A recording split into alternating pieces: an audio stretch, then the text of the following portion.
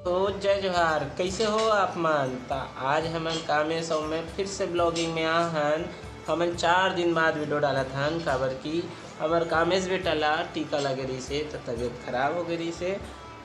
हमन हा काही नहीं कर सकत रहेन, एकरे चुपर ध्यान रहे काबर की हमर संग नहीं छोड़त रही से।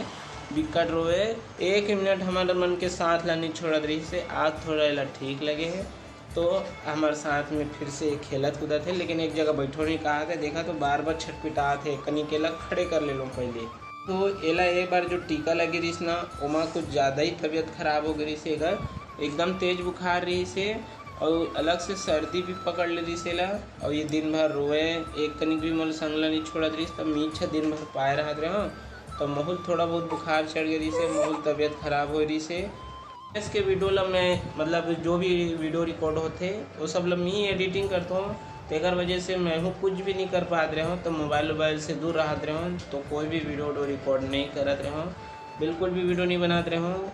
कामेश के जो भी वीडियो रिकॉर्ड रही से वो मतलब भी छोड़ दे रहा हूँ मैं। हाँ, तो आज मैं नवा वीडियो बना हूँ और नवा वीडियो में अपन के साथ उपस्थित हूँ। और संगवारी हो मोर बेटा कामेश के वीडियो ला लाइक करे करो, चैनल ला सब्सक्राइब भी कर दे करो। आज के वीडियो में बस इतने, और नवा वीडियो बनाऊँ वहाँ बाकी जानकारी आप ला दूँ और मिलबो नवा वीडियो में। चलो बाय।